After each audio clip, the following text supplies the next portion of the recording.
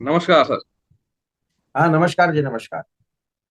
नामकरण के इस थर्ड सेशन में आप सभी का स्वागत है। लास्ट सेशन में हमने जाना कि कैसे स्ट्रॉन्गेस्ट प्लैनेट से हम अक्षर का चयन करते हैं। आज उसी में कुछ रूल्स ऐड ऑन किए जाएंगे। ओके सर, बताइए। देखिए, अभी तक हमने देखा कि कैसे षडबल में जो शक्तिशाली ग्रह है, यह जो कुंडली के भाव में जहां पर बैठकर अधिक शक्ति प्राप्त कर रहा है, जो जातक के लिए हितकर है, उसको पकड़ के हम नाम को कैसे रखते हैं, जिससे कि एक मजबूत आधार बन जाए संपूर्ण जीवन के लिए। अब उसमें कुछ और चीजें भी ऐड की जाती कि नाम केवल एक अक्षर ही नहीं होता है, कई अक्षरों के मिलने से बनता है। अक्षर तो हम दो या तीन ले सकते हैं कि दो तीन अच्छे ग्रह मिल गए आपको षडबल के, तो उन तीन अक्षर ले लिए। फिर हमने देखा कि कैसे जो है देवता देखते हैं, देवता के नाम से कर सकते हैं, लेकिन किसी भी नाम में जो है स्वर और मात्राएं भी लगती हैं। तो अब उनका चुनाव कैसे किया जाए, वो देखते हैं। तो पीपीटी शेयर करिए, उसी से स्टार्ट करते हैं।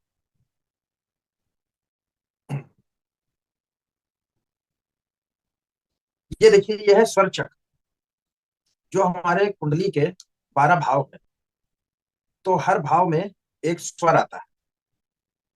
ये जो स्वर चक्र है, आ आ ई ई उ, ये जो काका काका वाला रहता है अपना, तो ये है।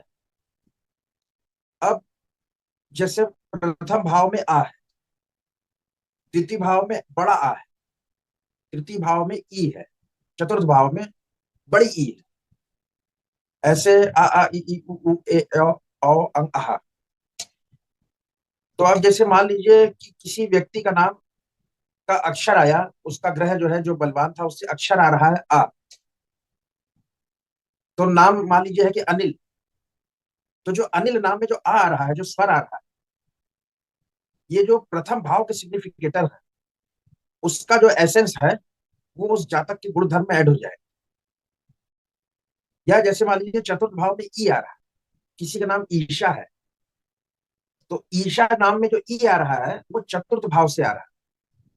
तो चतुर्थ भाव के जो सिग्निफिकेटर्स हैं, जो कारकत्व हैं, जो भी गुण धर्म है, उनका जो एसेंस निकलेगा, वो उस व्यक्ति के साथ स्टिक होकर चलेगा लाइफ टाइम। या जैसे देखिए कि भाग्य भाव है, किसी का नाम मान लीजिए कि ओ आ रहा है, ओमकार है। तो ओमकार में जो ओ की मात्रा लग रही है, वो उसको भाग का साथ देगी, क्योंकि नाइन्थ हाउस इंक्लूड हो गया उसके नाम में, ओ। या किसी का नाम मान लीजिए कि उमेश है, तो उमेश का ऊ हो गया। ऊ मतलब हो गया हमारा पूर्व पुण्य भाव, पंचम भाव।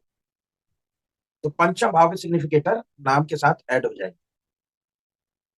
तो इस प्रकार जब हमको नाम में जो मात्रा लगानी है, पहले हमने अक्षर चुन लिया सबसे बली ग्रह का, और नाम में जो स्वर लगेंगे, जो मात्रा लगेगी, उसका भी चुनाव सोच समझ के करना चाहिए।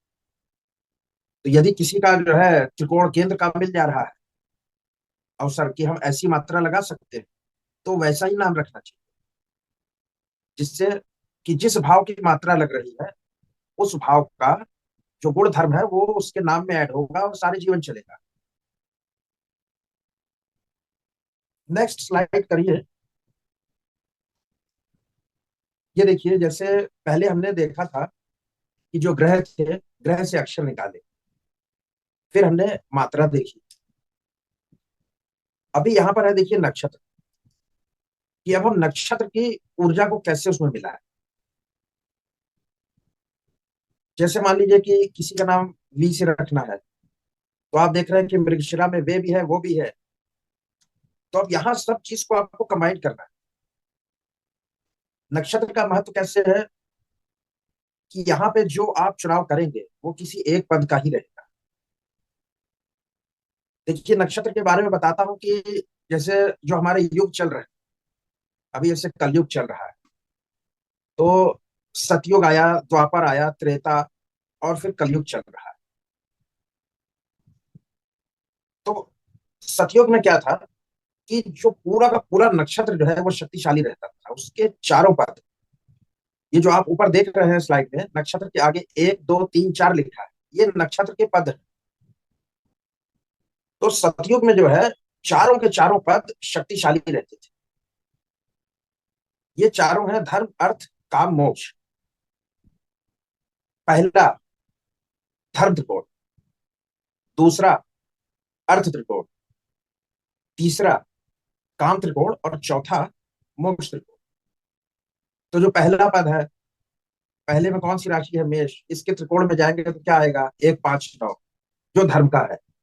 दूसरा 2 6 10, तीसरा 3 7 11 और चौथा 4 8 12। तो ये जो 1 2 3 4 पद हैं, ये पूरा पूरा त्रिकोण लेके चलते हैं। तो सतयुग में क्या है कि चारों पद शक्तिशाली होते थे। फिर आया द्वापर। द्वापर में जो है 3 पद शक्तिशाली रह गए, और त्रेता में 2 पद। और जो ये कलयुग चल रहा है, कलयुग में मात्र 1 पद ही शक्तिशाली रह गए। इसके लिए हमको ये देखना जरूरी है कि जो हमारा ग्रह है वो नक्षत्र में तो बैठा है, ठीक है, लेकिन नक्षत्र के किस पद में बैठा है? वो अग्नि तत्व है, जल तत्व है, कौन सा तत्व है? मान लीजिए किसी का लग्नेश किसी तत्व में, किसी पद में बैठा है, वो जिस तत्व का होगा उस तत्व के गुणधर्म जातक में होंगे। तो इसके लिए नाम रखने के लिए भी हमें यहाँ पे नक्षत्र देखना है, और वो कौन से पद में आ रहा है। वो नक्षत्र फिर जाकर आपका किस भाव में बैठ रहा है, जिस नक्षत्र को आप पकड़ रहे हैं। इसके आगे एक स्लाइड है, वो दिखाइए। इसके भी ये तो देखिए, ये जो नक्षत्र है कि हर नक्षत्र के कौन कौन से अक्षर हैं। सभी 27 नक्षत्र के अक्षर लिखे हैं, इनका आप स्क्रीनशॉट ले सकते हैं। हाँ, अभी आगे वाली दिखाइए। अब ये देखिए, ये है भाचक। भाचक्र में अब जैसे आपने कोई नक्षत्र आया, जो अक्षर आप चुन रहे हैं नाम का, वो किस नक्षत्र में पड़ता है, और वो नक्षत्र आपके जन्म कुंडली के किस भाव में पड़ रही है। तो कोशिश करिए कि त्रिकोण और केंद्र में पड़े, लाभ में पड़े, वो नक्षत्र 6 8 12 में ना पड़े। तो ऐसा कोशिश करनी चाहिए। जो हमारा सीक्वेंस है, पहले हमने प्लेनेट का बल देखा, उससे अक्षर चुना। फिर जो हमारे इष्ट देवता थे, उनका नाम के जो पर्यायवाची हैं उसको लेने की कोशिश करेंगे। फिर हमने स्वर देखा कि कौन सा मात्रा लगाए, कौन सा स्वर ले। तो जो स्वर लेंगे, कुंडली का एक भाव वो स्वर देगा। आपने छठे भाव का स्वर ले लिया, छठे भाव का स्वर चिपका दिया नाम में, तो जीवन भर छठे भाव की जो सिग्निफिकेटर है वो नाम के साथ ऐड हो जाएंगे। उसका स्वामी शुभ होगा तो शुभ फल देगा, अशुभ होगा तो रोग दे देगा।